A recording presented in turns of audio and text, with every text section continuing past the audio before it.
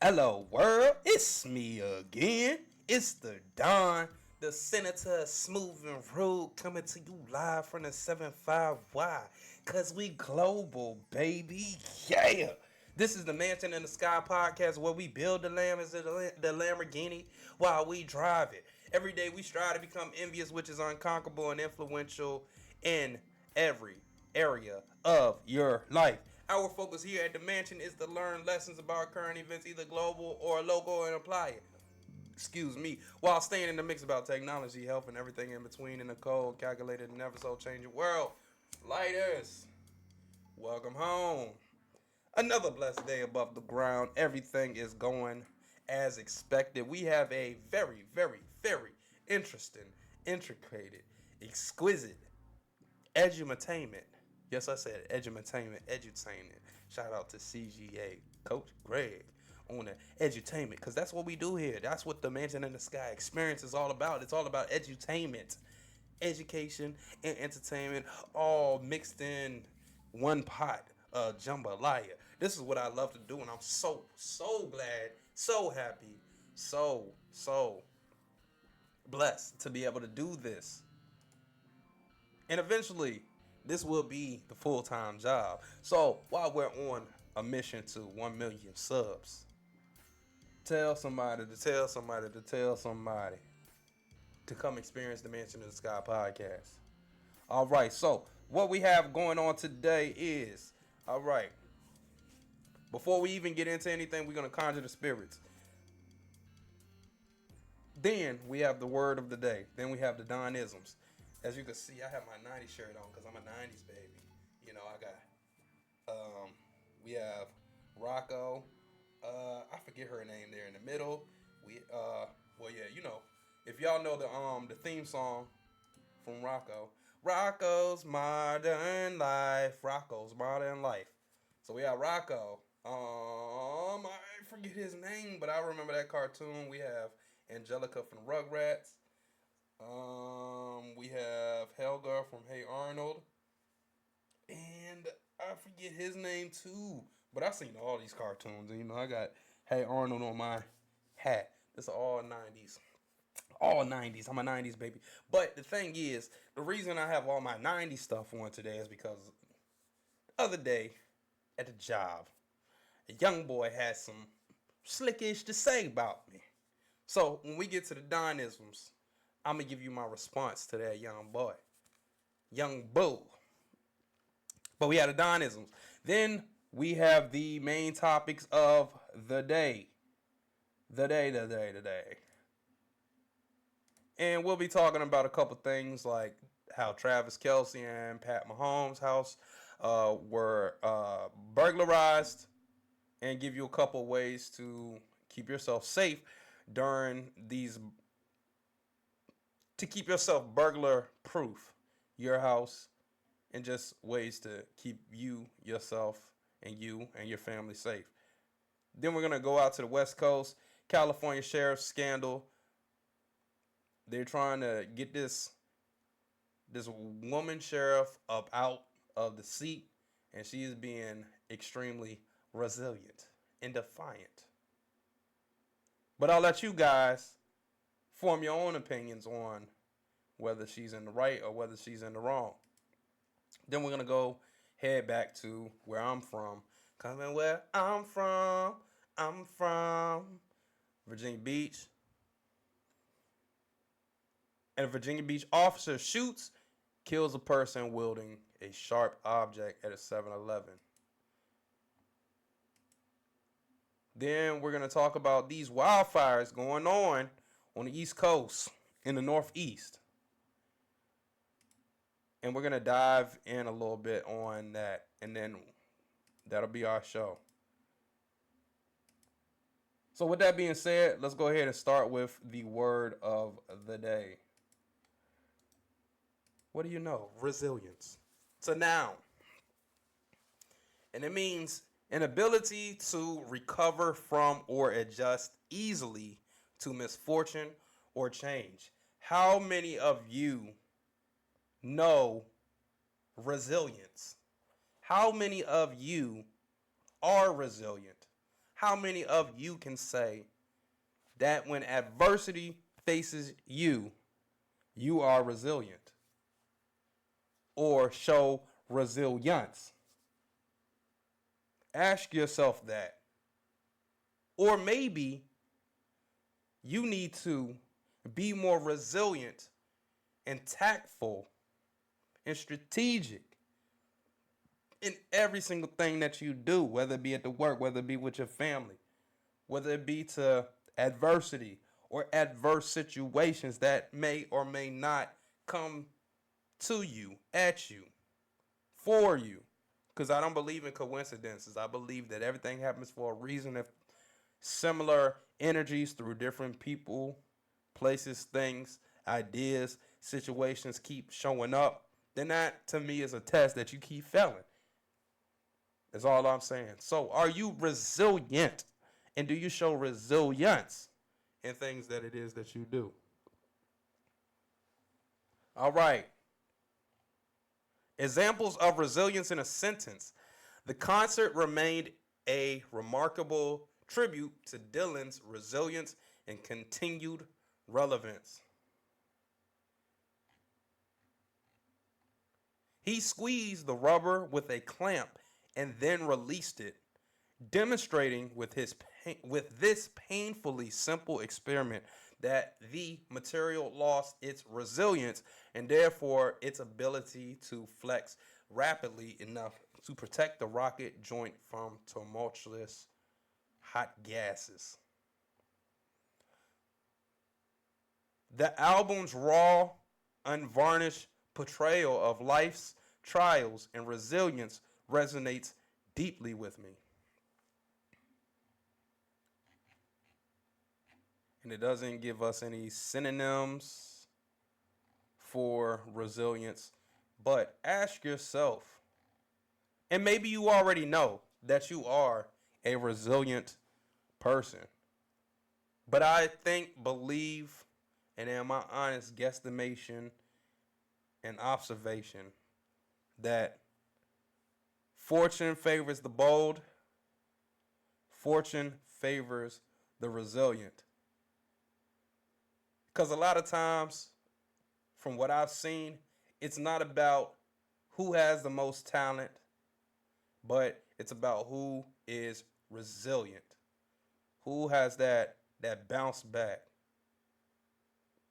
who never gives up, who's going to keep going, who's going to keep the needle moving forward,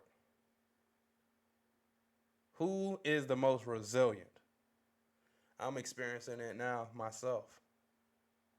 But see, what they don't know, whether they care, whether they don't care, is that I'm resilient.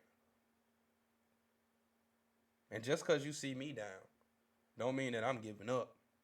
No, it's far from over. Matter of fact, I'm just getting started. Because once I get my wits about me, once I gain my confidence about me, the only way that I'll stop is if I die. So moving on to the isms, the Donisms.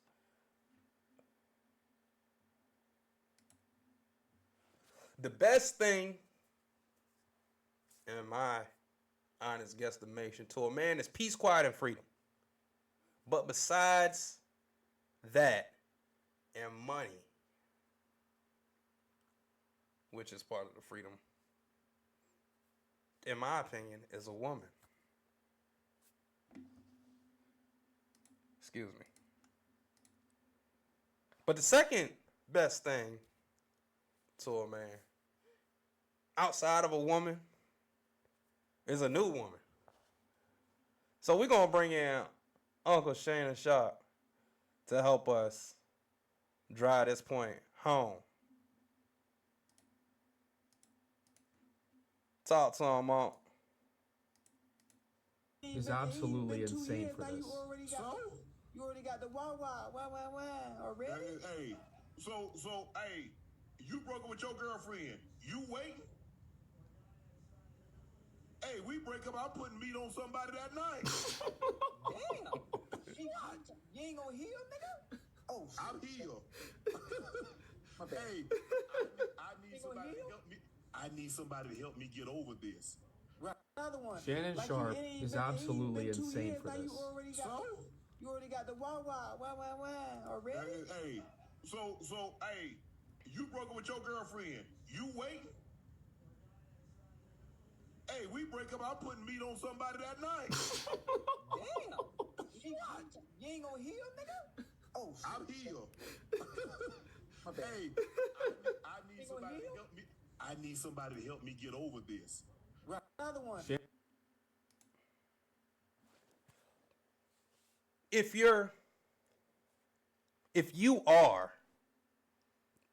y'all, or whoever is infringing on my peace and my quiet by not being my peace, but instead being a devil, let me reiterate. If you all, you, them, us, whoever, is infringing on my peace and my quiet and compromising my freedom, as in not being my peace, but being my devil, then I already broke up with you in my head. I've already moved on in my head.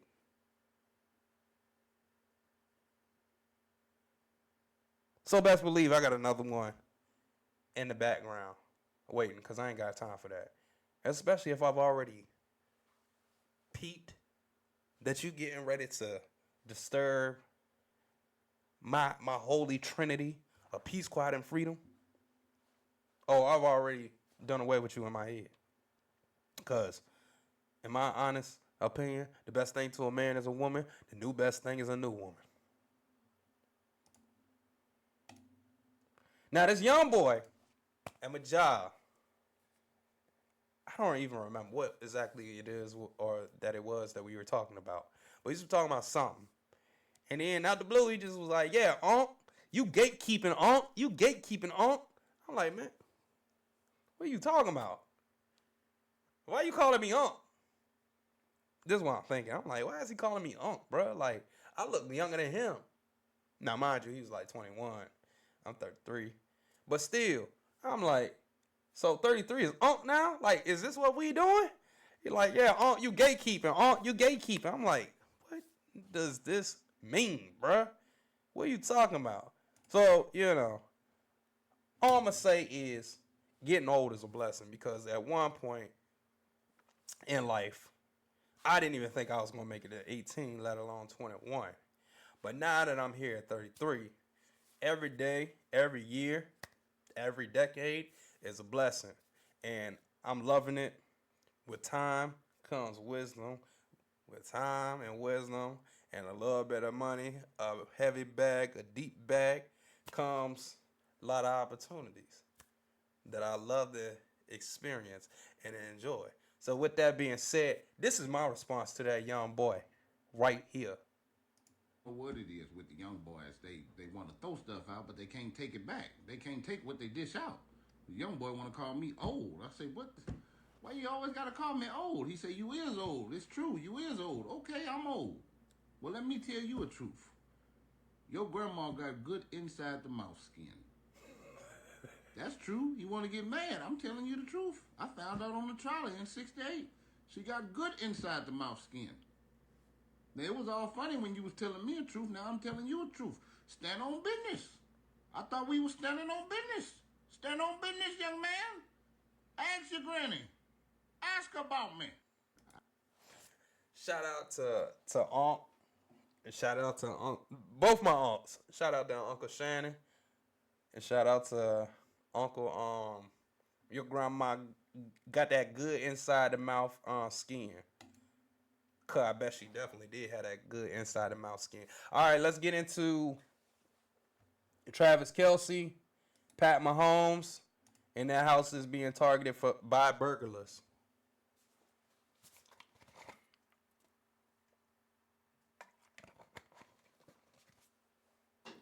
It's unfortunate.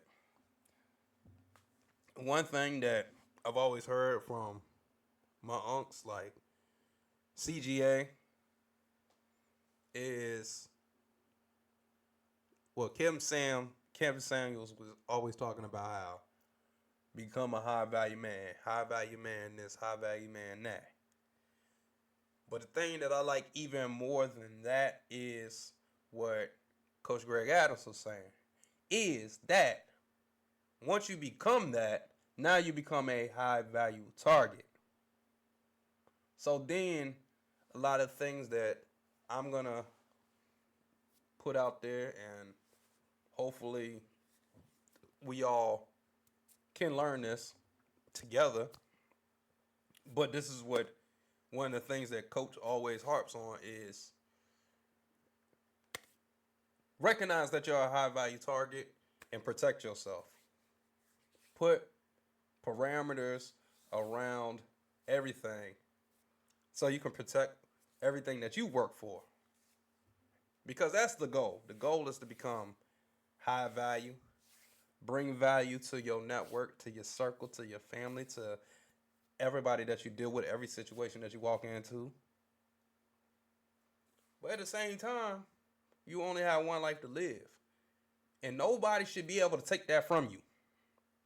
So this is just another story of once you make it, you become extremely successful. You get to the top of the mountain, and other people try to come for you.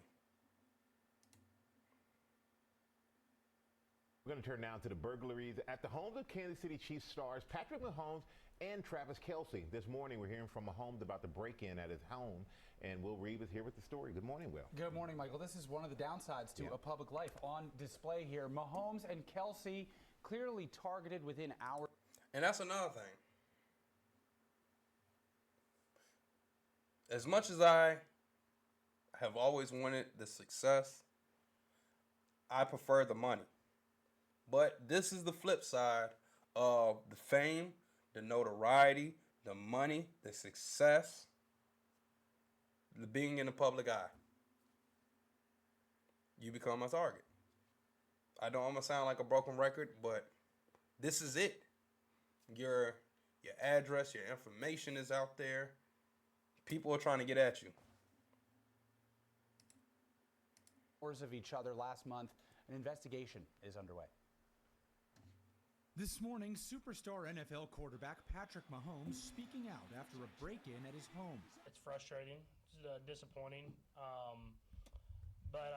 I can't get into too many of the details because the investigation is still ongoing, but obviously something that you don't want to happen to really anybody. Last month, his home and Kansas City Chiefs teammate Travis Kelce's home were burglarized. According to police reports, on October 6th, just after midnight, 4 police officers were And then it could be coincidence, or it could be that it was planned this way, that burglars were trying to break into these guys' homes, planning at the same time, in the same week, on the same day. I don't believe in coincidences, and this don't sound like a coincidence. This sounds planned. You don't just stumble across Patrick Mahomes in Travis Kelce's house. You just don't. You just don't.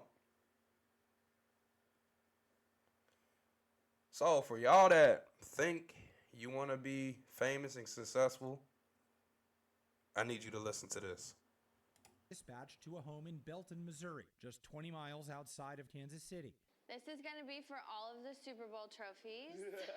The sprawling estate Mahomes recently built can be seen in the show The Quarterback on Netflix. I'm here to be in Kansas City for the long term, and so I'm excited that I can say I'm a part of Chiefs Kingdom forever now, and that house kind of embodies that. Police in Leawood, Kansas are also investigating a break-in from October 7th at an address that matches where Kansas City tight end Travis Kelce lives. According to the police, the burglar caused $1,000 worth of damage and stole $20,000 in cash. The police report listing 2 crimes, burglary of a dwelling and criminal damage to property. That Kelce break-in happening while the Chiefs were hosting the New Orleans Saints on Monday Night Football. And Kelce has talked about having to move and otherwise step up security since he's been with Taylor Swift. This is an issue for people. Yeah. It makes no sense, man. It makes no sense. And just let you know that it's just an evil world. It's an evil, trifling world that you can work all your life We're talking about waking up early in the morning, running sprints, running miles and miles and miles and miles, water, Gatorade, massages, chiropractic care, the sweating, the long practices, the 2-a-day practices during the heat of the summer. Because most of the time, they start in spring training, then the summer, and learning all the plays, building chemistry with the football players. And I'm not just talking about in the NFL, I'm talking about from Pee Wee, I'm talking about flag, middle school, high school, college, then pros. So that's 15, 16 years. Because I think he's like 34, 35. Pat Mahomes is like 26. So we'll say 12, 14 years of straight football every year. The lifting, bench pressing, squats, deadlift, pulled muscles, torn ACLs, strained muscles, pinched nerves, busted shoulders, strained hamstrings, being off the field, having a rehab, coming back, being in the locker room, dealing with people who hating because you work harder. Genetically, you were more gifted. You put it all together. You were more consistent. You put in your 10,000 hours worth of work. You stuck with it from an early age. You worked hard. You get your college scholarship. You go there, you not only work hard on the field, but you work hard in the classroom. You network with the right people. Your coaches like you. The recruiters think that you got what it takes to, not recruiters, but NFL scouts think you got what it takes because you putting out, you entertaining, because that's what they are. The NFL players are entertainers. They on the field, they entertaining, they doing what they supposed to do. They handling business, and they making it look sexy when they smacking and hitting and running and catching and doing everything that it is that they need to do. Then you get drafted. Then you get your money. And of course, you're going to make some mistakes with your money because that's the first time that you done came into that type of money before in your life. But then ultimately you get your wits about you when it comes to money and finances and everything like that. Then you change your whole family's future. Not only your current family, but your kids' future off of that money. Then you start your businesses. Then you get you a nice house. Now you that dude. You that guy. You been that guy, but now you on top of the world. The world is your office. And you get your own house, whether you done built the house or whether you rent the house. All your bills paid up. Your girlfriend a superstar, Taylor Swift, talented guitar player, can sing, songwriter, great business acumen, handles her business. Relatively good girl, relatively decent looking. I still get that neck. But I'm saying, you done did everything that you supposed to do right up until this point. For this to happen, for someone to break into your house and steal from you, someone who came from a bad family situation, might have been touched on, parents might have told them, you ugly and you look like E.T.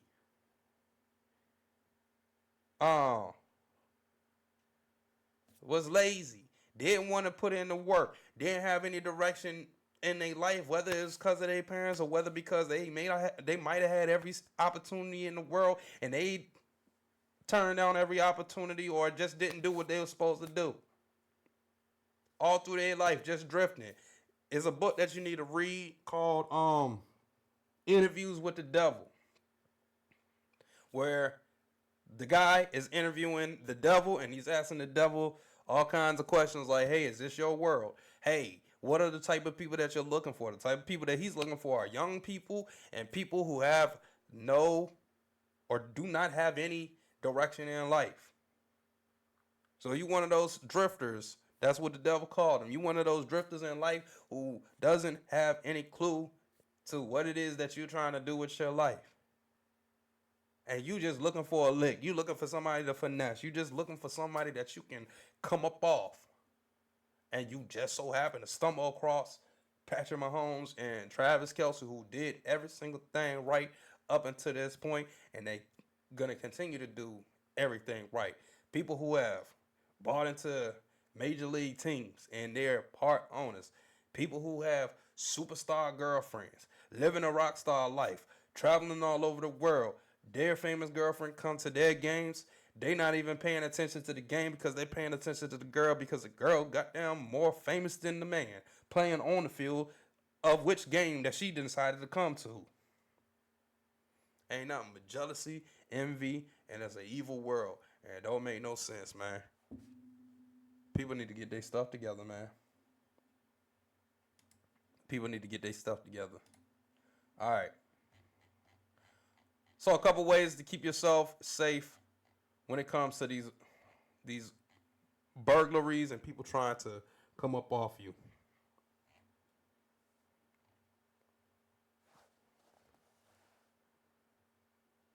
So the vast majority of criminals try to avoid risky situations, and they definitely prefer easy targets with a low risk reward ratio. But then there are some who try to come up off of a Travis Kelce or a Patrick Mahomes. Thus, all you have to do is give them the impression that your home is not worth giving a try. There are approximately 1.4 million burglaries, and that says it comes from the Department of Justice. Let's see if this website is legit. Yes, it is legitimate. Burglary. So what do we define burglary as? The unlawful entry of a structure to commit a felony or theft. To classify an offense as a burglary, the use of force to gain entry need not have occurred. The UCR program has 3 subclassifications for burglary: forcible entry, unlawful entry where no force is used, and attempted forcible entry. The UCR definition of structure includes an apartment, barn, house trailer, or houseboat when used as a permanent dwelling, office, railroad car, but not automobile, stable, or vessel. All right, let's go back. All right, a couple ways to keep yourself safe from burglars. Make sure burglars can't hide around your home. Bad guys like to work hidden from everyone's eyes. Therefore, houses surrounded by big bushes and extensive vegetation attract burglars like a magnet and are more in danger. So what can you do? Keep bushes trimmed back, remove clutter in your yard, and make sure the surroundings of your windows and doors are not hidden and are clearly visible. You are even more likely to deter burglars if you install convex security mirrors to make blind spots visible. If you want some vegetation under your windows, choose thorny bushes that will make crooks think twice before they approach the windows. By creating large open spaces around your home, you can make intruders' lives considerably harder because they will have a much higher chance of being noticed by someone. Let's try this.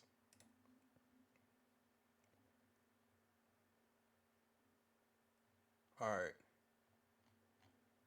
Install a real or a dummy security camera. Actually, no, let's keep it like this. All right. Security cameras can indeed deter burglars, especially if you don't have crooks. If you don't give crooks a chance to have a closer look at the model type, so they can't figure out how to deactivate it.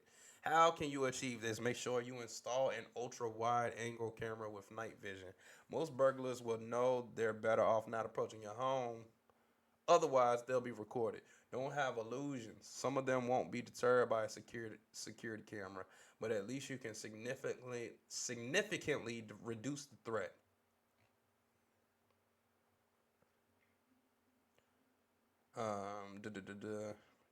You may not want to spend your money on a real security camera, and that's okay. A dummy security camera can serve as an effective visual deterrent with the obvious disadvantage of not being capable of recording everything. Use Use a fake home security system sign or a sticker. Most home security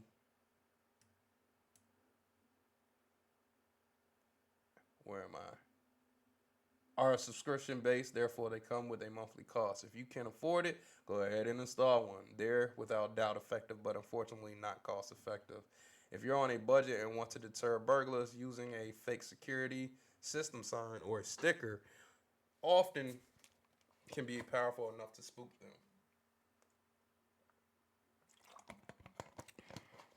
Again, like in the case of a dummy camera, it's important to choose a sign and not a decal that's not popular and can't be recognized by burglars as a fake one. Pro tip, create your own unique security system, sticker, or sign. If you don't know how to use image editing software, you can have it designed for a few bucks online. Install an outdoor motion sensor light. Criminals love dark spots. Those are the places where they can hide and remain unnoticed. While most of the burglaries in the U.S. occur during the day, it's important to reduce the risk of a nighttime intrusion as well. And that's an example of one type of motion motion sensor light. Keep your car keys next to your bed while sleeping. Sometimes criminals break into your house at night when you're at home and sleeping. If you don't have a reliable alarm system, nothing will deter them when they get in. It's not always advisable to come face to face with intruders, especially if you're alone. So how can you spook them? If you're woken up by strange noises, just press the alarm button on your car's keychain. That will most likely discourage invaders in the safest way possible without having to confront them. Quick tip. The bedroom is the first place where burglars start searching, so make sure you never hide a safe or any valuable items there. Instead, try these secret hiding places. Let's see what it is. In the attic, behind a hidden door. Who has a hidden door in their house? Under stair treads. In a diversion safe, hide your valuables in plain sight. In the wall. In the floor. Behind a secret mirror. In a fake air vent, wall outlet, or shelf safe. Under the cupboard. In a bucket of cat litter. Inside a wall clock.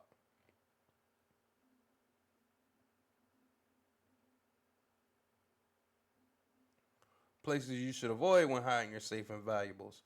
Drawers, closets, cabinets, and boxes without modifications under the kitchen counter, freezer, toilet tank, child's room, vases and pots, jewelry box, laundry baskets, purses, under the mattress or inside the bed.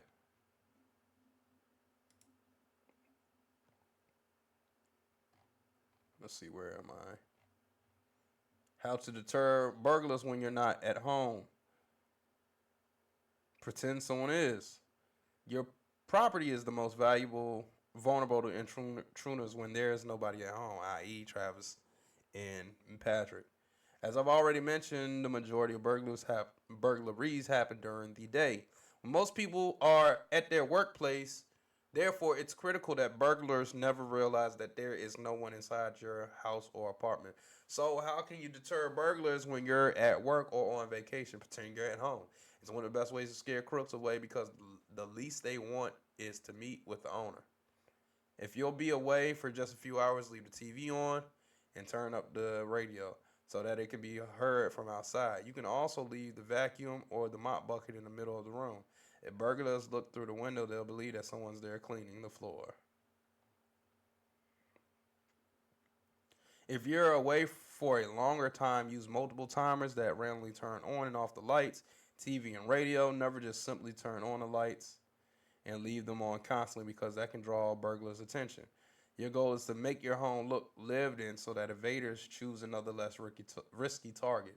Don't forget to ask someone to empty your mailbox and remove flyers and newspapers from your doorstep. Regularly, if you let them accumulate, it can be suspicious and crooks will think that there's no one at home. However, it's important that you do not hold your mail. Burglars can easily spot if mail is not delivered to your house for several days. If it's winter, ask someone to leave tracks in the snow. Untouched snow is a sign of no one being at home and will call invaders' attention in no time.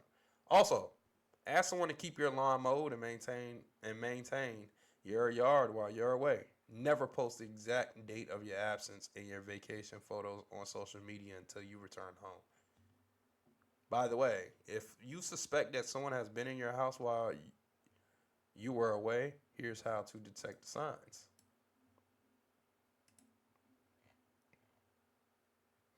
Look for traces outside the house.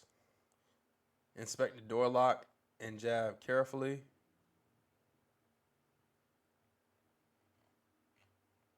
Inspect your windows and curtains.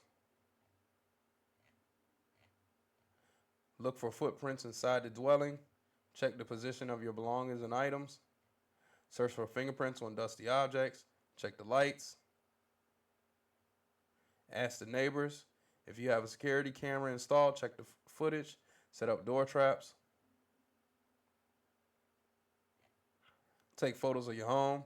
Use a mat on which the footprints remain. Install Wi-Fi motion sensor. Scatter tiny pieces of paper. Install a door sensor. All right.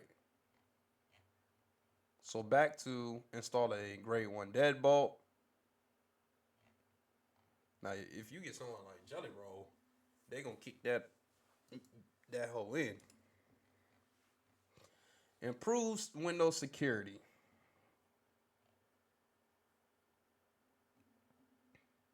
So, like for example, double glazed windows.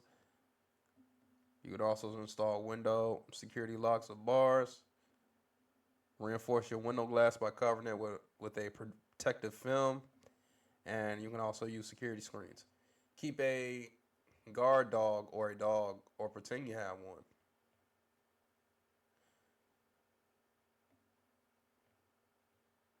Deter burglars with a video doorbell. So ring doorbell. Join your local neighborhood watch or start one. And we just want you to be safe. So that is why I went down that rabbit hole. Because I don't want to hear about any other lighters getting in any type of situations that they can't get out of. All right, moving on to the California sheriff scandal. The board to meet to consider ways to oust elected sheriff who won't quit. All right, let's bring her to the front of the congregation, as Anton Daniels say. Shout out to Anton Daniels. Shout out to him. I'm not resigning. I am an elected official, elected by the people of this county that represents change. San Mateo County Sheriff Christina Corpus fiercely responding to allegations made against her in a newly released 400-page independent report.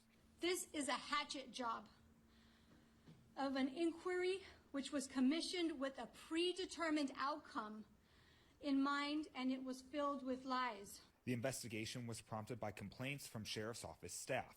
Among other things, the resulting report accuses the sheriff of abuse of power, using intimidation and retaliation tactics, as well as having an... I want to go back. I'm not resigning. I am an elected official, elected by the people of this county that represents change. See? She's up there. Look at all the stars on her neck. Speaking of that neck, I'll be on her. She bad. For an older lady, she decent. And see, we will get into a little bit later. It's kind of a Fonnie Willis scenario where there's a male co-worker that got promoted and got a pay raise. And it looks like because of this the lady in charge. Now, I'm not going down that rabbit hole of, well, women shouldn't be in charge and things of that nature. I'm just getting started. So I'm not going to be controversial yet, but I have my opinions on things. I think that if you're competent, sex, orientation, gender, him, her, them, zer, doesn't matter. If you can do the job, lead, delegate, meet your quotas, bring value to your company, that's all that matters. Not who you sleep with. Now, I don't necessarily believe in sleeping with people on the job. Not saying that I haven't, because I have. But lead by example. San Mateo County Sheriff Christina Corpus fiercely responding to allegations made against her in a newly released 400-page independent report. This is a hatchet job of an inquiry Shout out which to was GMR commissioned News. with a predetermined outcome in mind, and it was filled with lies. The investigation was I don't prompted by believe her. complaints from I'm sorry, I don't believe anything I don't believe them clips. And I haven't heard the whole entire press conference that she conducted, but I don't believe anything she just said. Sheriff's Office staff. Among other things, the resulting report accuses the sheriff of abuse of power, using intimidation and retaliation tactics, as well as having an inappropriate personal relationship with her chief of staff. It also alleges the sheriff used racist and homophobic language. All charges the sheriff denies. These are people who have a vendetta against me. I am disgusted at how low these people will go. But members of the county's Board of Supervisors believe it's the sheriff who's... How low can you go? Can you bring it to the flow? How low can you go? Can you take it to the flow? Hey, how low can you go? Can you take it to the flow? How low can you go? Can you take it to the flow? Who's lying. During a news conference Tuesday afternoon, Supervisors Noelia Corzo and Ray Mueller called on the sheriff to resign immediately. It's clear that we have a sheriff that we cannot trust. I wish I was that chief of staff that was getting promoted. I wonder how much he's making. How much are you making? How much was he making before he got promoted? Was it a 40, 50, 60, 70, $80,000 raise? What did he do to get that promotion? Because we always hear about the women being on the couches. Harvey Weinstein. Maybe even Diddy. This, that, and this, and everything above, and everything below, and everything that's concerning that. But what did he have to do to get that come up? Because it sounds like his bag is heavy. But we're going to continue. This independent investigation lays out the reasons. Earlier in the day, the Sheriff's Department arrested Carlos Tapia, the president of the Deputy Sheriff's Association Union, on 2 separate charges. Tapia is one of many deputies who has criticized the sheriff and her office. I will not be intimidated by our sheriff. I will not tolerate the sheriff's abuse of our authority and retaliation against our union. So now, this is all going off of what this video is showing and saying. And yes, this is a reaction video. And I'm going to do my best to kind of stay away from these reaction videos. But sometimes it is a little refreshing to step away from doing all the reading and let the picture that's already been painted repaint itself and go off of that. And then maybe even read or just give my take on it. But this looks like, if what is being said here is true, then it does look like clear abuse of power. Because what do they say? Absolute power absolutely corrupts. Power corrupts. Absolute power corrupts. Absolutely. You're getting people arrested, put in jail. If I heard correctly, you're getting people arrested who aren't on your side. Sounds like clear corruption out there in California. While the process plays out, several San Mateo County community organizers worry it's the people of the county who will suffer the. And if I remember correctly, that's in San Francisco.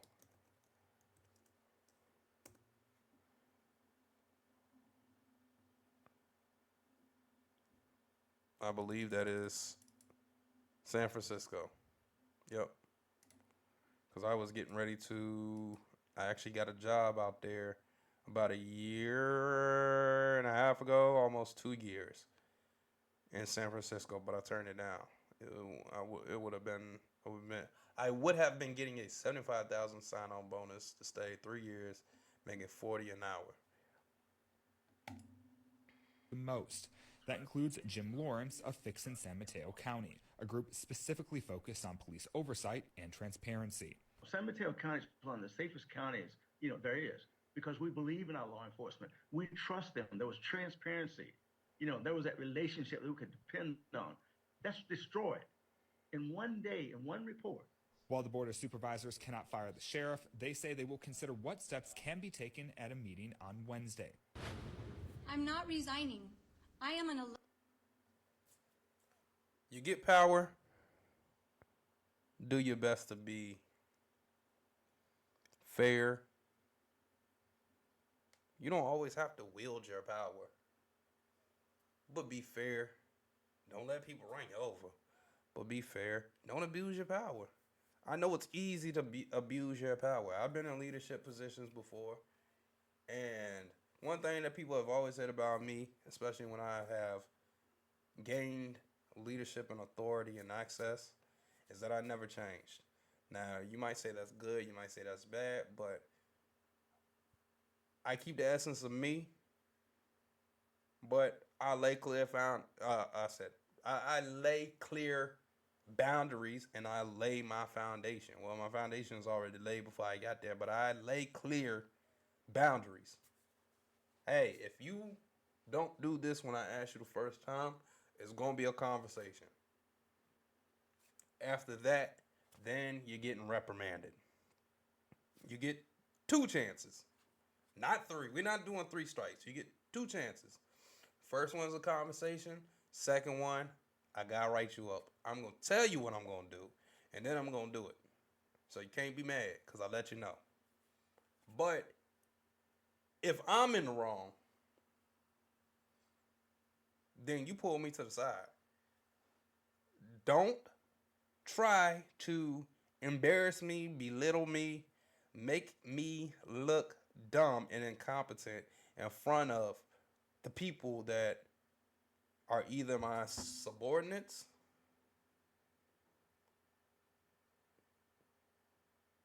or the people that I'm supposed to be and having authority over.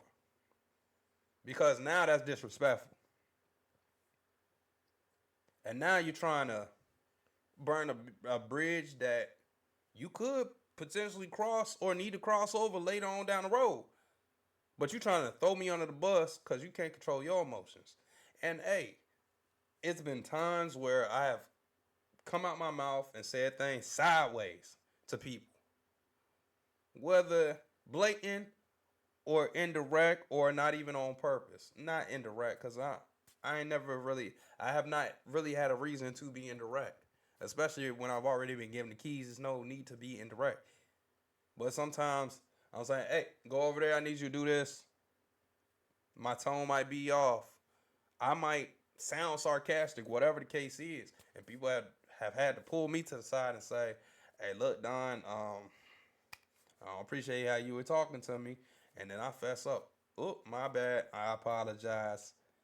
Sorry. Sometimes people had to give me this. They had to give me that right hand of the Fresh Prince. Sometimes. And then all I do is, then I start tap dancing. You always do that to me, George.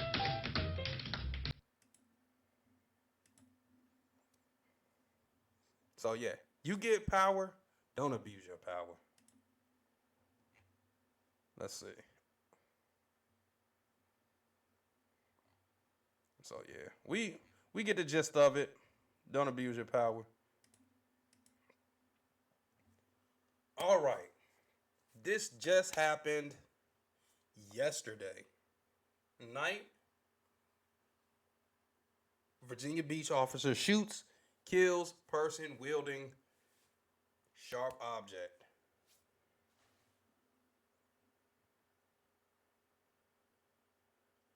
So a person was killed by a police officer on Tuesday night around 11:05 p.m. around the 4600 block of Virginia Beach Boulevard. I've been there more times than I can remember. That is right by one of my favorite breakfast places, Village Inn. They're known for their pies and their breakfast food. I like the breakfast food way more than the pies, but the pies aren't bad. I usually always get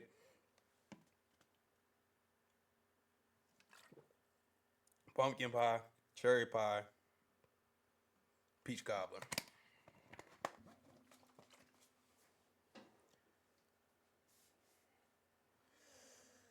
But that address is the location of an Exxon slash 7-Eleven. Exxon is the gas portion. 7-Eleven is the convenience store, gas station portion of it. When the officers arrived, they were confronted by a male armed with a sharp object. Person started coming towards the officer and disregarded commands to stop. Police, the officer shot the person and they died on the scene. So I could have sworn that I had a video of this, which I don't. Or was this the video of it? Actually, nah, that's not it. But this just happened. I'm sure there are videos of it. But with that being said, I wanted to go into and talk more about reasons why people get shot by the police. Because all my life, I've been told,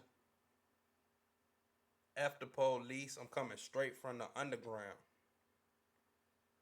They hate a young brother because I'm brown. Which might be the case. Nah, fuck it. Say it again. Fuck the police, I'm coming straight from the underground. They hate a young brother because I'm brown. Which might be the case in some places. Now, me, in my experience, I've been arrested one time because I was being stupid and my friends were being stupid. And it wasn't gang related. It wasn't because we were out there terrorizing and being a menace.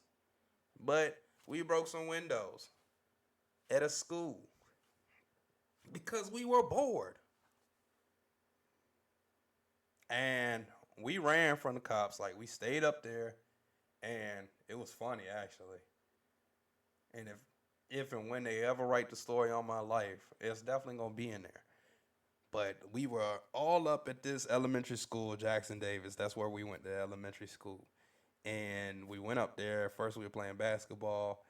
Then we decided, hey, let's pick up some rocks and throw them at the school. Started breaking the windows. I think we broke like 40 windows. Anyway, so I noticed one light went out. Like, for whatever reason. And these lights always stayed on.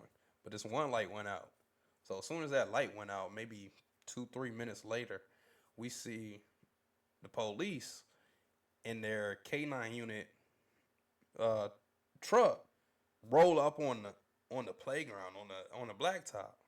Like, didn't stop, kept driving. And we all had bikes. It was me, it was Eric, it was Raheem. Was Andre there? No, it wasn't Andre. And it was Marty. And police K9 unit rolls up on the playground. Like, we see it from a distance. I'm the first one to see it.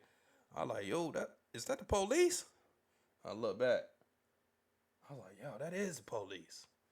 Hop on my bike. Skirt on him. Then Raheem, skirt.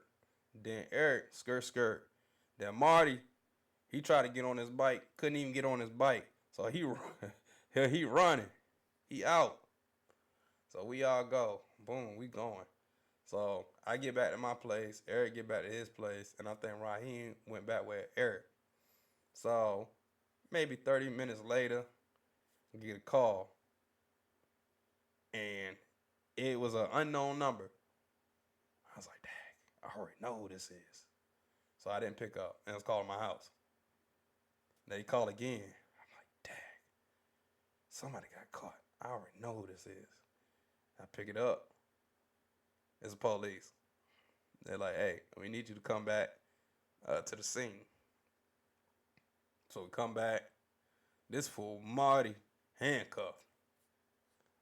Mind you, this for breaking some daggone windows, man. This ain't for robbing, stealing, beating nobody up, selling nothing, for breaking windows, man. And this fool Marty done told on us.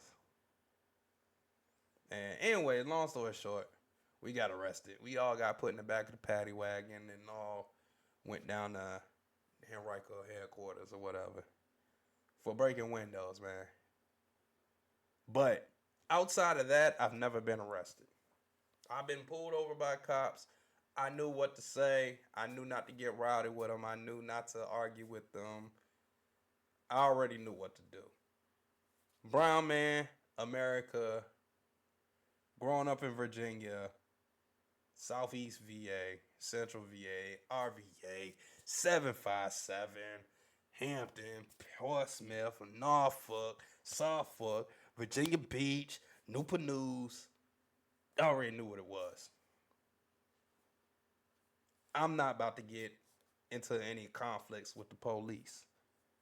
Y'all not gonna fold me up like a pretzel. So with that being said, I just wanted to dig into why the police use deadly force. So let's go. Deadly force explores when, where, and whom police shoot in America's largest cities. Now, you already know black men are the ones who get shot the most, but we're just going to go into it. As debates have raged for years over how or whether to reform policing, a crucial piece of info has been missing. What do we really know about the use of deadly force by officers in the U.S.?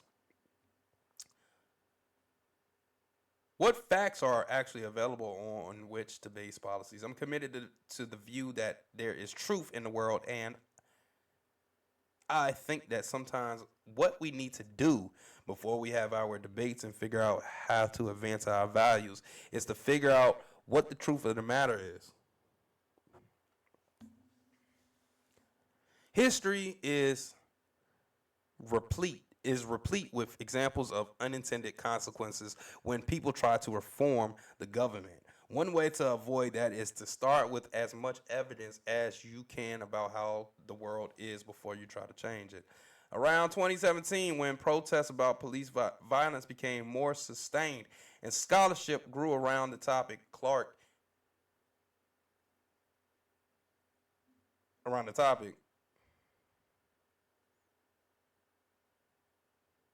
they wanted to determine the basic facts of police shootings, the when, where, and whom.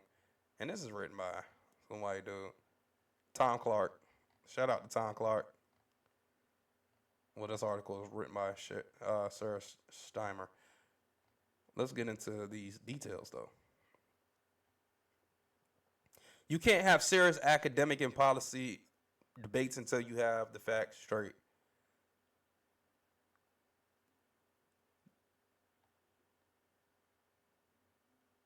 The authors look to answer foundational questions that Clark says criminologists have long pointed to as critical data to which the public should have access. This data included information on who is being shot, where they are being shot, who's doing the shooting, whether the person is armed, and if they survived the shooting.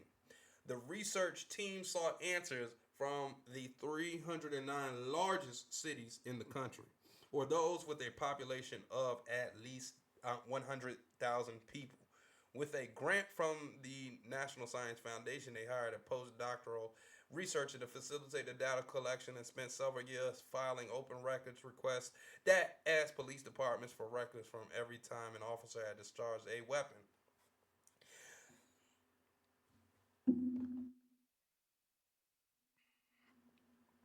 The data collected varied significantly, ranging from the information that the departments provided to whether they were willing to release data at all. About 100 departments refused to provide their records, sometimes pointing to obscure, vague provisions in the open records law. Some cities claimed not to have information on the whereabouts of shootings or the data date, and still others didn't have information on the subject of the shooting. Some departments consider the fact of a police shooting to be part of a personal record and withheld information about the officer in certain cases. One of the key pieces of information we wanted to know was whether a suspect was armed, and we learned that information in only about 3 out of 10 shootings, every 10 shootings.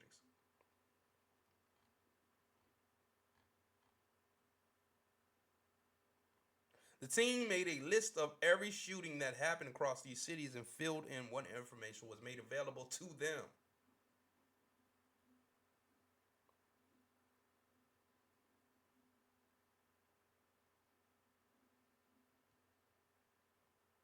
In a high level analysis of the data, the researchers looked at the predictors of how many shootings happen in a city each year.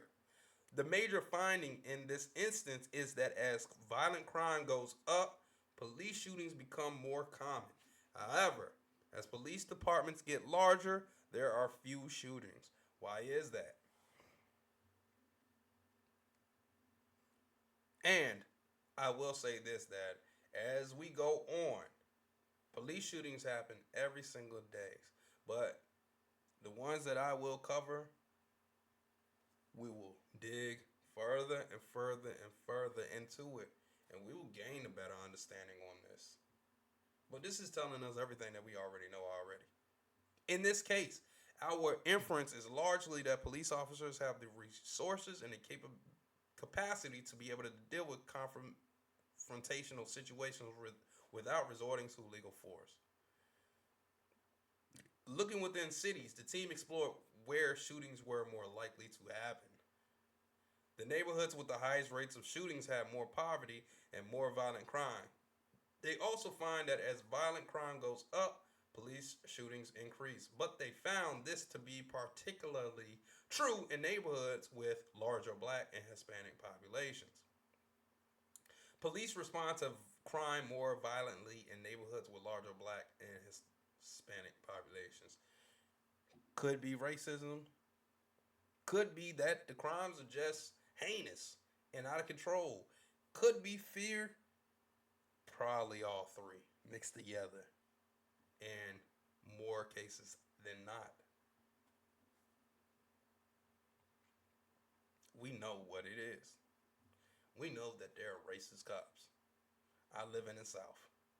Now, I haven't encountered any, but I can smell it. I can feel it.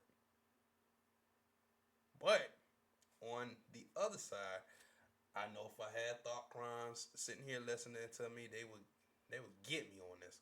But I'm not gonna always do the deep dive on it like how some people would. I just want to gain an understanding of what it is. I know that some brown people just get shot because they're brown. But sometimes it's brought on yourselves. Because maybe you don't know how to deal with the police when they come to you. Or maybe you were doing something where you needed not necessarily to get killed, but taken in. Next, they looked at the individuals who were shot. They found that a city's black population is far overrepresented relative to their size among the city's population, relative to their size among the criminal suspect population, and relative to their size among the violent criminal suspect population. Most people being shot are armed, most with guns. But there are also many unarmed shootings. White men, regardless of age, and also in that Virginia Beach shooting, it didn't say the race or nationality of the person.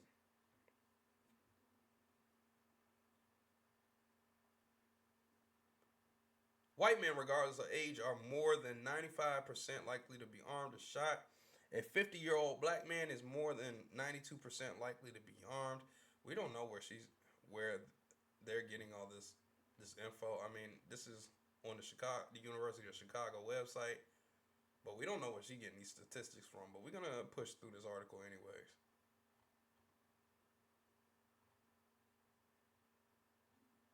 A 50-year-old black man is more than 92% likely to be armed, but an 18-year-old black man is only 77% likely to be armed.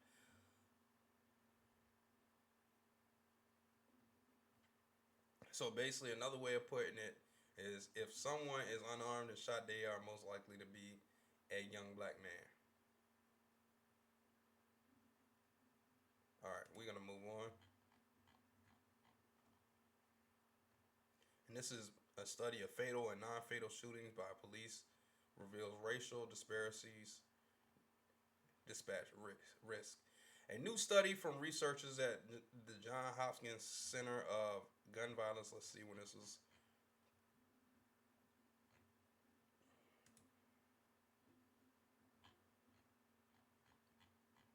Says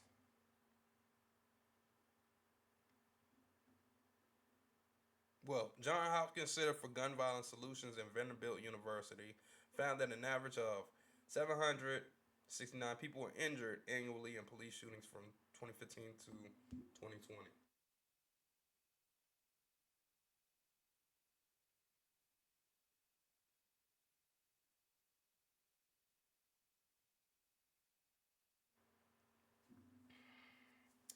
55% of them, or 979 people, fatally. The study covered a total of 10,308 incidences involving shootings by police. The center is based at the Johns Hopkins Bloomberg School of Public Health. The majority of victims in shootings by police, 84% overall, were reported as armed with a firearm or a weapon, such as a knife or a vehicle, during a 6-year study period.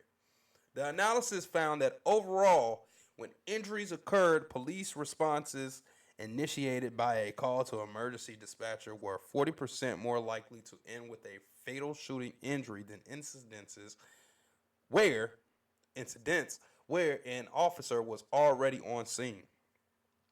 Calls to police to check on the well-being of individuals were 74% more likely to be associated with fatal injury than police responses to an incident where shots had already been fired. This includes wellness checks that did not explicitly involve threats or harm before an encounter with police. The study was published online March 13th in the American Journal of Public Health. Shout out to American Journal of Public Health and Johns Hopkins University and Vanderbilt University for this article.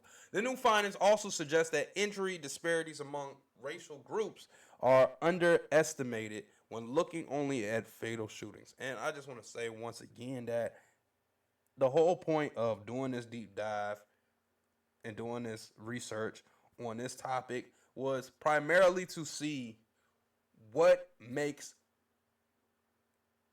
triggers police officers to pull the trigger on people when they have a call in. So it wasn't so much, and now that I'm reading more and also from just myself paying attention to what it is, the situations, and trying to put myself in the police officer's shoes. Okay, I get it. Sometimes they gotta off whoever it is that may be in front of them that they're trying to apprehend or trying to de-escalate. And I ain't saying police aren't racist. because we know they are, especially in certain sectors of the country, South. But what I'm saying is, sometimes brown people don't know how to leave it alone. But we're going to go back to these statistics. Where was I? Among people non-fatally injured in police shootings, victims identified as non-Hispanic black comprised 29% of race identified, those with racial data included in stats. Injured people in this study. In comparison, a 2015 study examining fatal shootings by police in a single year found that 26 of victims were non-Hispanic black people, African American. The study found that relative to white victims, non-Hispanic black people, let's say African Americans, were disproportionately injured in non-fatal shootings by police and had 35% lower odds of fatal injury when shot. Firearm research often focuses on fatalities as they are listed as the cause of death and reported to the CDC and prevention. Currently, there is no database that consistently and reliably tracks non-fatal firearm injuries for the general population. As for shootings by police, reporting by law enforcement agencies to the federal government's data system is voluntary.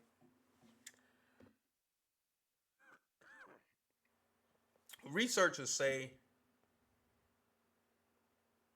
and death certificate inclusion of law enforcement involvement is consistent.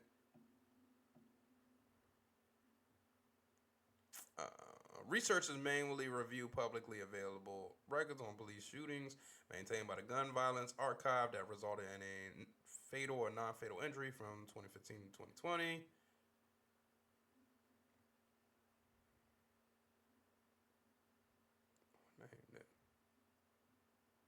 Incidences in which mental or behavioral health conditions were named in association with the shooting comprised 23% of all shootings by police. Injuries associated with behavioral health needs were more likely to be fatal. 66% of all shootings by police involving someone suffering from a mental or behavioral health episode were fatal. So,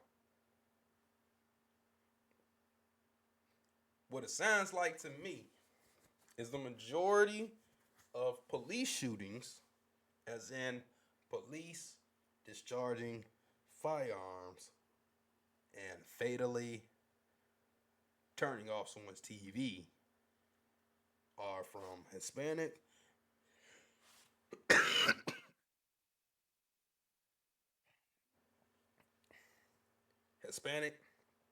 and non-Hispanic black people with mental issues. But that's just from reading this.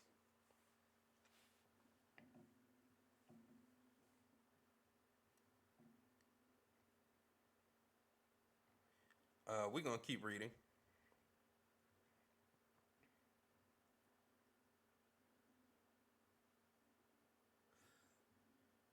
Here we go. Now we're getting to somewhere. The data we reviewed suggests that behavioral health calls are a common interaction preceding injurious shootings by police. We recommend improving social services to make responding to behavioral health calls safer for everyone. Public support is high for these approaches, including non-police mobile units, diversion to mental health services, and a police and mental health co-responder model.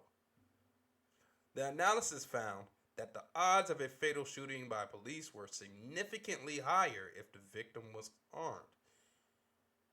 In more than half of these fatal shootings, 57%, someone other than a police officer was also armed with a firearm. Overall, 3% of injured people possessed a replica or BB gun, and 14% were armed with a knife. In contrast, 9% of shootings, the injured person was not armed. Of all shootings by police involving no weapon, from victims or others, 40% of victims were described as non-Hispanic white, 35% were non-Hispanic black, and 21% were Hispanic. Wow, this study improves our understanding of injurious shootings by police. There is a clear gap in systematic reporting of all shootings by police, fatal and non-fatal.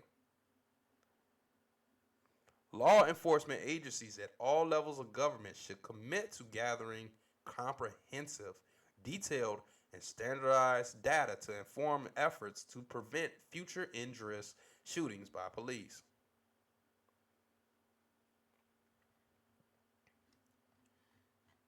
So there you have it. Now, I know that this was the nerdy way of giving you the information, but at some point you have to look at the stats. At some point, you have to look at stats, statistics, facts over feelings. At some point, that's just what has to be done. But I know that racism plays a part into it. I know that people being under pressure, whether it's where they're living, poverty. I mean, it clearly talks about poverty, living in crime-ridden, violent places is going to bring on more of a police presence and more opportunities to get shot at. And also, not knowing how to deal with the police. So, I'm not saying that racism don't have a part to play in it. But we can't ignore that it ain't always racist. We can't ignore that. And I believe this article right here, I need to favorite all of these articles, matter of fact, so I can come back to them. Hits it right on the head. It broke it down. Now I'm pretty sure I could find articles that break it down and give you this and break it down even further. Not just articles, but statistics. I believe that I could find that. I know I could find it. Same way I found this, I know I could go into it. This is just a little bit of research. And this is saying, shoot, white people getting shot up more than blacks. And I'm not saying that there is not racism. I'm not saying that it's not black cops out there busting other brothers upside the head. I'm not saying that. But I just need to look at it for what it is. Because my life, my story, I ain't dealt with the cops that much. Because I stayed out the way.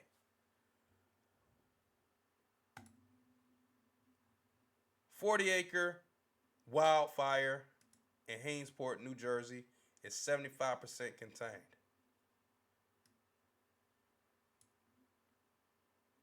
Matter of fact, let's just go to the video. Fair use, fair use. Developing this morning, a wildfire continues to burn near homes in Burlington County, New Jersey, but firefighters now say those structures are no longer threatened. At last check, the fire was 20% contained and not expected to grow as crews established a containment line right behind those homes. Action News reporter Catherine Scott is live near the wildfire in Hainesport with the latest. Catherine. Matt, you don't see any flames from where we're standing, but you can see that it's very smoky in this area. The latest update from authorities is that there are no evacuations and no structures are currently threatened. It's a wooded area here, and somehow the woods basically caught on fire, and the fire companies are doing some backburns here to try to contain it. Last night, you could see fire crews.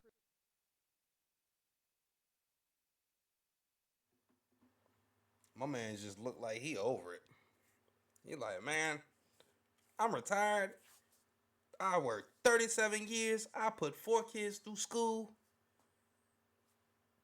And now this want to happen? Not on my dime. I got to go tell it on the mountain. Oh, it is in everywhere. Go tell it on the mountain. There wildfires trying to fuck my shit up. Trying to fuck my retirement up. Crews in Hainesport establishing a containment line directly behind homes in the area.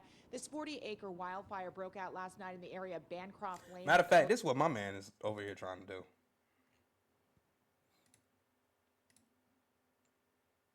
This is exactly what my man's over here trying to do. All I'm saying, you gotta enjoy your motherfucking life. That's all the fuck I'm saying. Enjoy your goddamn life. Life is fucking short. Enjoy that shit. There is a chemical that's called bucket. And if you can just get that in your system, it can change your life. He got that chemical called fuck it in the system. And he like, this messing up my peace, my quiet, and my freedom. Court. As of last update from the New Jersey State Forest Fire Service, no structures were threatened, down from 20, and the fire was 20% contained and not expected to grow. Hopefully there is progress overnight. We're in the midst of a record-breaking dry spell in New Jersey and across the Northeast, with wildfires breaking out across the Garden State. A drought warning in New Jersey was declared last week. Authorities say there was a lot of debris back in the woods that will continue to feed this fire. The hope is that rain stays in the forecast for tomorrow night.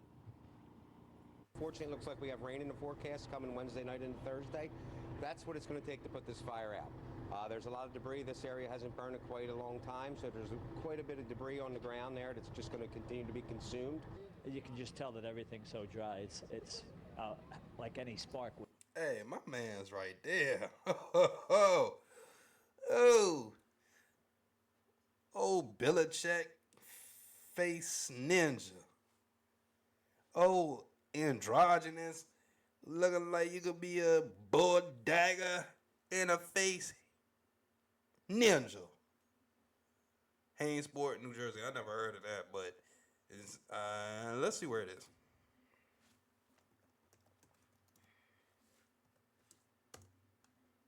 Let's see on the map. Backpack.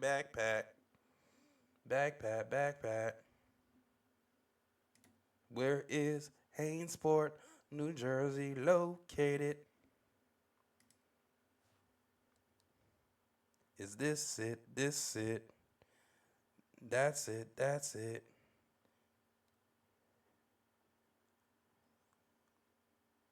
All right, so looks like it's about 30 minutes away from Philly. How far away is it from Newark? Where's Newark? There's Trenton. That's the capital. There it goes right there. Newark is right here. That's the airport. Jersey City. Interesting. Where are we? Why is that going? Why is he there? Would create the fire, so I think we all have to be careful. And the cause of the fire remains under investigation. We're live in Hainesport. Catherine Scott, Channel 6 Action News. Thank you, Catherine. The New Jersey Forest Fire Service is battling another wildfire in Lakewood, Ocean County. At least 33 acres have burned near Pine Park and the Lakewood Country Club, though the flames are not threatening any buildings there. Crews have the fire 20% contained. Another update. Let's see where Lakewood, New Jersey is. Lakewood, New Jersey. Got these wildfires going crazy out there. Lakewood. Highlight my text so I can look up Lakewood, New Jersey. Yeah. So that's more towards the Atlantic Ocean.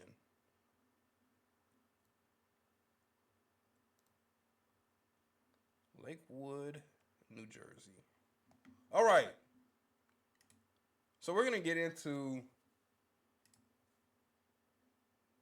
why wildfires have been erupting across the East Coast this fall.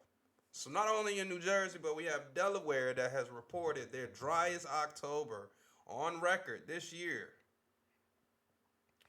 Authorities in multiple states across the Northeast have battled wildfires Monday as conditions remain ripe for blazes to erupt and spread quickly, despite some areas receiving their first rainfall in over a month.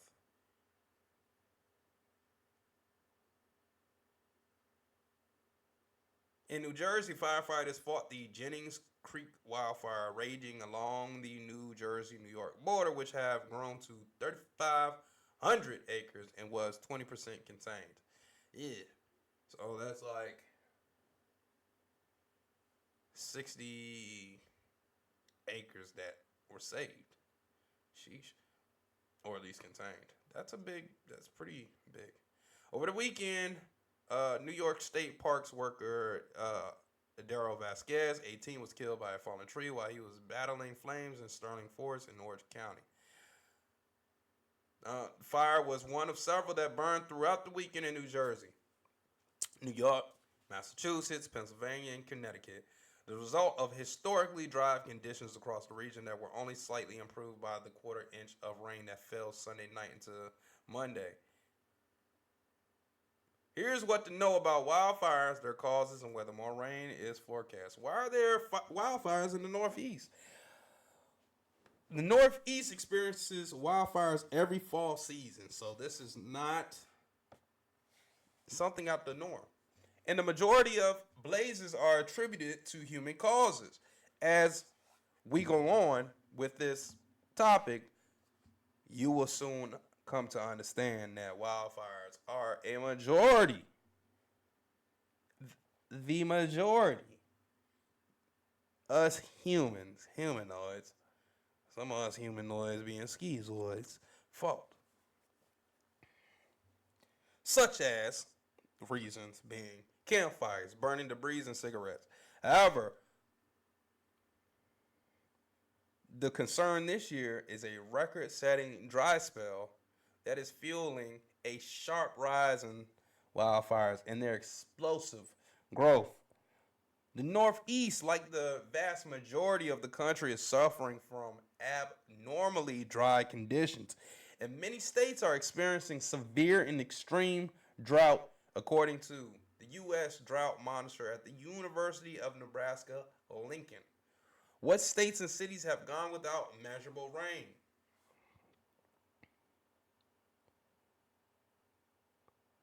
So New York City being one, where they've only experienced 0.17 inches of rain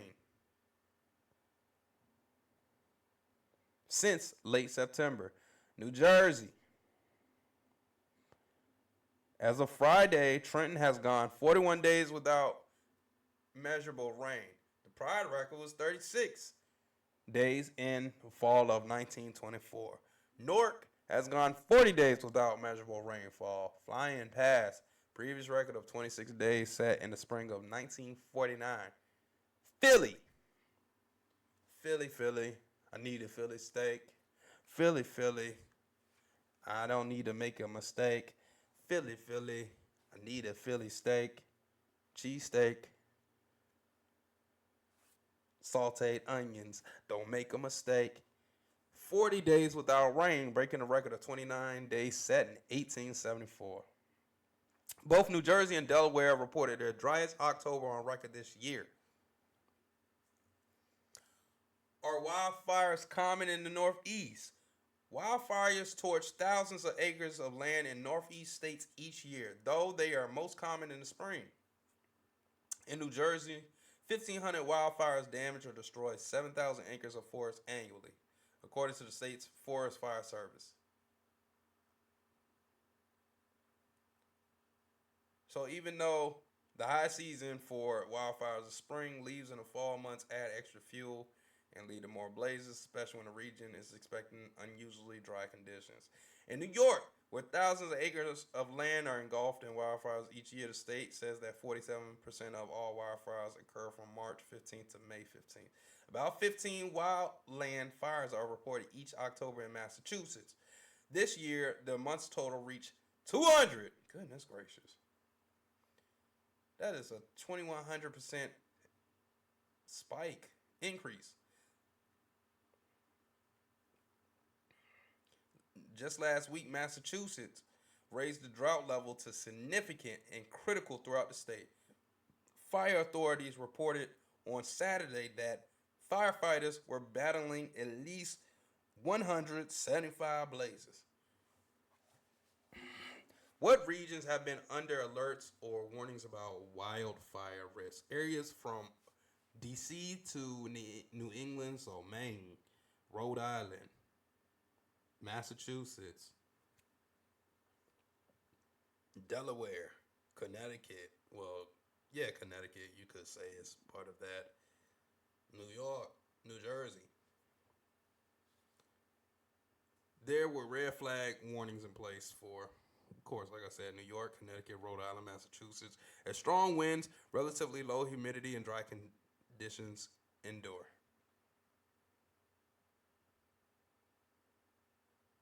And also, most of these warnings had expired by Sunday night, but officials urged residents to not let their guard down and to exercise caution with potential ignition sources such as machinery, cigarettes, or matches. When will the drought end in the Northwest? It's unlikely more rain will alleviate the widespread dry conditions across the Northeast. Storms are forecast to barrel through the region over the next 2 weeks, potentially bringing rain to New York and southern New England. However, the showers will be limited and are not projected to soak the dry soil for any meaningful period of time. While that more active pattern will bring some opportunities for rain this week, it does not guarantee that every spot will get enough rain to keep the fire potential at bay. Some locations could go at least a full week without a drop of rain.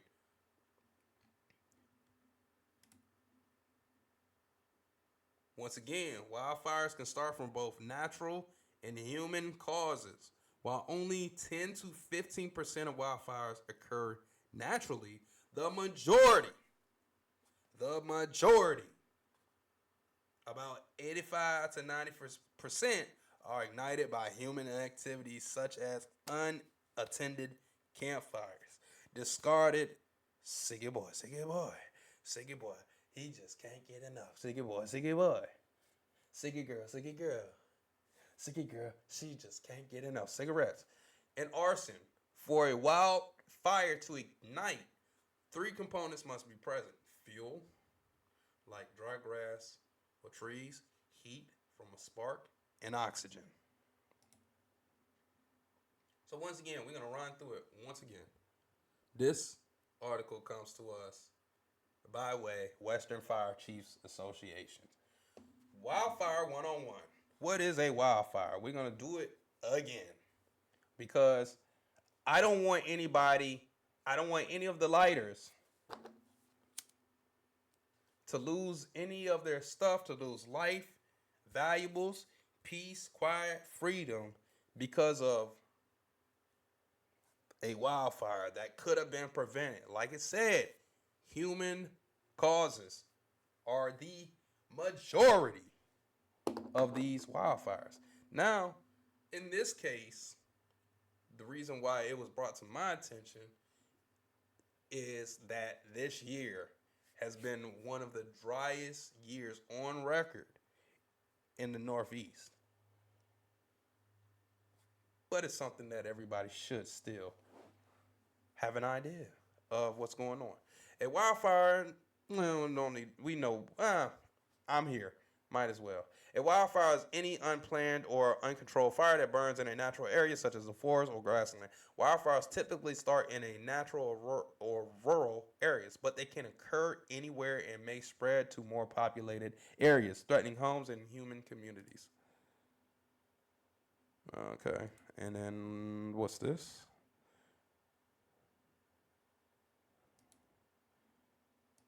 And okay.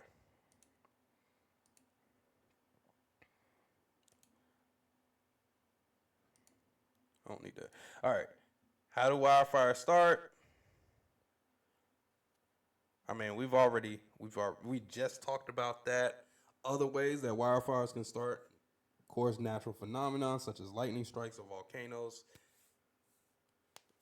human activities, equipment or vehicle malfunctions, all ways that wildfires can get started and go up. How do wildfires spread? It just depends on weather conditions and the environment. They can spread rapidly or leave devastation in its wake. We already know what a wildfire needs: fuel, oxygen, and fuel, oxygen, and a spark.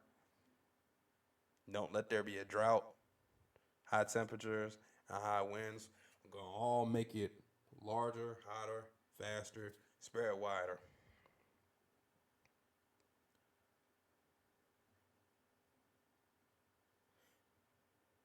And another thing too, top out, top photograph. Oh man, goodness gracious! Y'all already know I'm gonna butcher words. Oh man, this word right here. Top top graphic. No. Hold on. See now I'm invested. Now I'm invested. Topography. Oh my goodness. Hold up. Nope.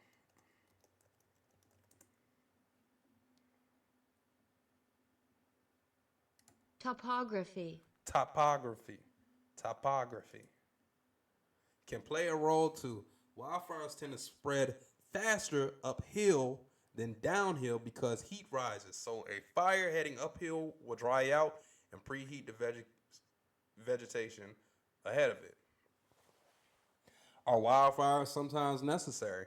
There are a number of species that have evolved to depend on wildfires for their continued survival. Some tree cones need to be heated to release their seeds. Other plants like scrub oak rely on fire to germinate their seeds. Interesting. Wildfires that do not burn for too long keep ecosystems healthy by killing insects and diseases that harm plant life. At low intensities, wildfires can help to clear the forest floor and canopy to allow sunlight to reach the ground as well as add nutrients to the soil. Both of these factors allow new plant life to flourish. Where do wildfires happen? According to European Space Agency, fire affects an estimated 4 million square kilometers of the Earth's land each year, about half the size of the United States. Goodness gracious, that's wild. That is a lot of land. The wildfires occur all over the world: forested areas, grasslands, and shrublands in places such as the United States, Canada, Australia, Western Cape of South Africa, and Southern Europe. California and other western states of the U.S. are particularly prone to wildfires. The region's vegetation, pine needles, dry shrubs, and grass are more flammable than forests in other parts of the country where moisture trees such as maple and beech are found. The mild and dry climate in the western U.S. is also conducive to fires. California experiences long, hot, and dry summers, which parches the vegetation, making it vulnerable to wildfire. When is wildfire season? Prime time for wildfire depends on summer temperatures, rainfall, and wind in California. Most fires have historically occurred between May and October. However, recent data has shown that the season is lengthening, with wildfires starting earlier in the year and lasting well into the fall and winter months. The longer fire season is attributed to climate change, which has a significant impact on the prevalence of fires around the world. Changes in climate are creating drier, warmer seasons, blah, blah, blah. And where are wildfires most common? In the U.S., Alaska, Arizona, California, Colorado, Idaho, Montana, New Mexico, Nevada, Oregon, Utah, Washington, and Wyoming suffer from the largest and most destructive wildfires. In 2021, just over 20 6.2 wildfires burned approximately 6.2 million acres in the West, compared with over 35,000 fires that burned just under 1.1 million acres in the East. In recent decades, California has experienced some of the largest and most destructive wildfires in U.S. history. The summer of 2020 was the worst fire season on record. A total of 10,431 fires occurred, causing more than 4 million acres to burn. The largest wildfire in the country in 2020 was the August Complex Fire. And like we've already pretty much talked about, Massachusetts has fires as well. Philly has fires as well. Everywhere. We pretty much beat down on the topic and all the causes of wildfires.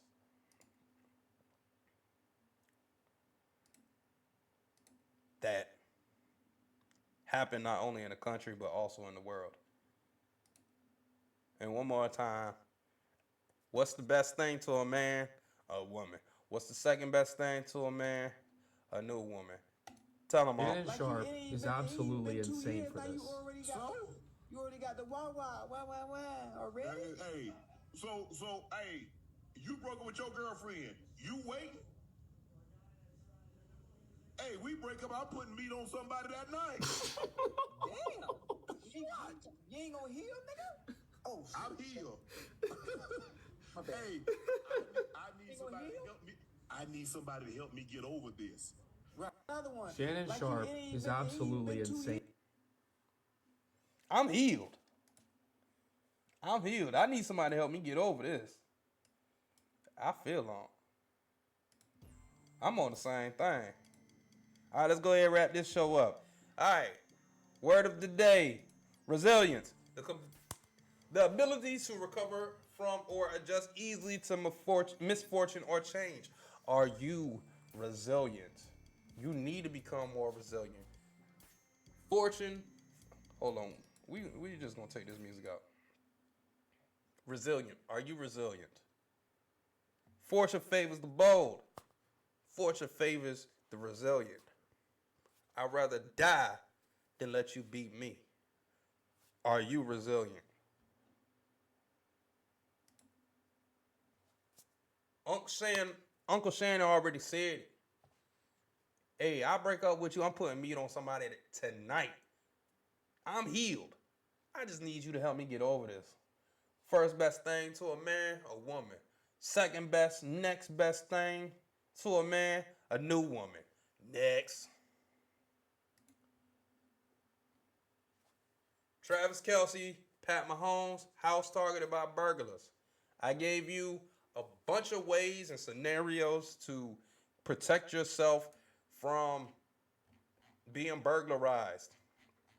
Just a few more just to re-jog your memory, because I know it's been a long episode. Install a real or a dummy security camera. Make sure burglars can't hide around your home. Use a fake home security system sign or sticker. Install an outdoor motion sensor light, and many, many more. Go back and watch the episode. Okay? I gave you so much as far as that's concerned. All right, California Sheriff scandal. Excuse me. Sheriff Christina Corpus out here wilding. And she all right too. She's not a bad looking woman. But if you ask me, it sounds like she out here abusing her power over there in San Francisco. More particularly and more so San Mateo. There she, hold up. Go ahead, put her up on the screen real quick. This her right here. She is not a bad looking woman at all. But she definitely looked like she's up there in age.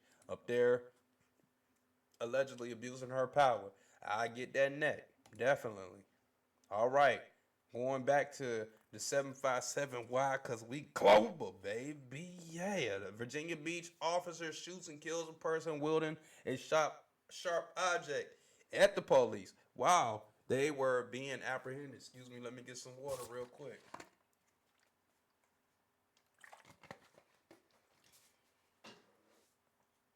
When I saw this come across my timeline, first thing that I could think of is how, why, when, what reason do police shoot at people outside of racism, outside of white cop, black cop, I said white cop, black cop, outside of white cop, black man, outside of black cop, black man, outside of white cop, Hispanic man, outside of that, what are other reasons that people get shot by the police? Because I've never dealt with that ever in my life. I've never been knee, back of neck, boy in blue, handcuffed, thrown in the back of the paddy wagon, talk shit to by the cops. Never. Have I been pulled over? Yes. Have I been given tickets to? Yes. But I've never been arrested in that way, shape, or form. So, my struggle different.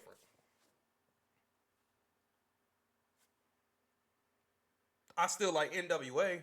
Fuck the police, I'm coming straight from the underground. They hate me because of Young Brother Brown. Anyways, I went into it. I gave you stats, statistics, facts over feelings. Stats, statistics, facts over feelings. But it's still racist cops out there, and that should never be denied.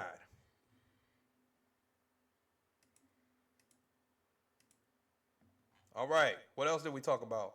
And then, finally, last but not least, we talked about these wildfires that's going on in this particular